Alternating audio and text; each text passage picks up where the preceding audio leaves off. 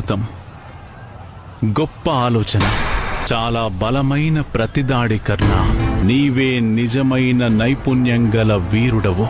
నేను నా బాణాలతో కర్ణుడిని దాదాపు యుద్ధభూమి నుండి బయట వరకు తరిమి కొట్టాను. ఒప్పుకుంటాను పార్థ. నీవు వేసిన బాణాలతో కర్ణుడి రథం చాలా వెనక్కు వెళ్లిన మాట నిజం. కాని కర్ణుడి బాణఘాతానికి మన రథం కేవలం కొన్ని అంగుళాలే వెనక్కి జరిగింది. అలాగని నీవొక విషయం మరవకూడదు.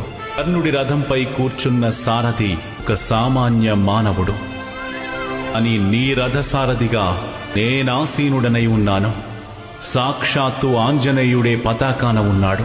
అన్ని లోకాల శక్తులు కలిసి ఉన్న ఈ రథంలో ఇలాంటి రథాన్ని తన బాణఘాతంతో వెనక్కి జరిగేలా చేయడం ఎంతో నైపుణ్యముంటే గాని సాధ్యం కాదు. ఇంతటి వీరాధి వీరుడిని మెచ్చుకోకుండా ఉండడం సాధ్యం కాదు.